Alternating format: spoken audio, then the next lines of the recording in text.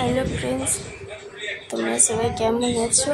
তো দেখো, আজ আমি বানাবো আলু পটল তরকারি আর বানাবো মসুরির ডাল আর চাটনি। দেখো, এখানে আমি কেটে রেখেছি আলু, বেগুন, পটল, মশলা বেটে রেখেছি, টমেটো, পেঁয়াজ কেটে রেখেছি এখানে।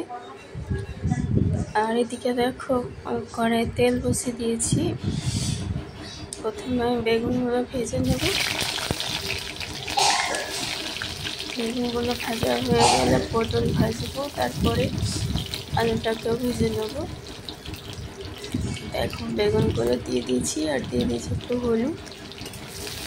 হলুদটা দেওয়ার পর আবার আমি নেড়ে নিচ্ছি একটু। তো বেগুনগুলো এখানে আমার ভাজা হয়ে গেছে, তুলে নিচ্ছি। এবার আমি ভেজে নেব পটলগুলো লাল লাল করে একটু ভেজে নেব। দেখো, পটল এখানে দিয়ে দিয়েছি। পটলগুলো এদিকে ভাজা হয়ে গেছে, পটলগুলোকে উঠিয়ে নেব। তারপরে দিয়ে দেবো ওই তেলে আলুটাকে ভেজে নেব।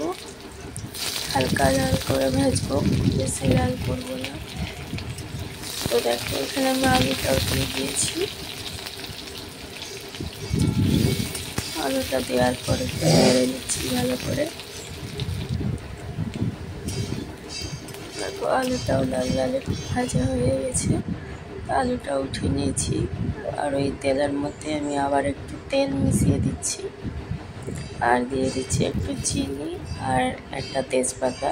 চিনিটা আমি দিয়েছি কালার আসার জন্যে, তোমরা চাইলে চিনি নাও দিতে পারো।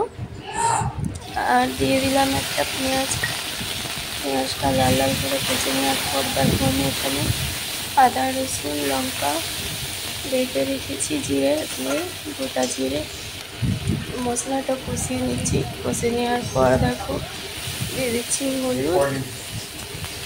হলুদ দেওয়ার পর ভালো করে কষিয়ে নিচ্ছি। আর দিয়ে দিলাম এখানে একটা টমেটো কেটে রেখেছিলাম, টমেটোটা দিয়ে দিলাম। আর দিয়ে দিলাম একটু লবণটা দিলাম কারণ টমেটোটা গলবে তার জন্যে।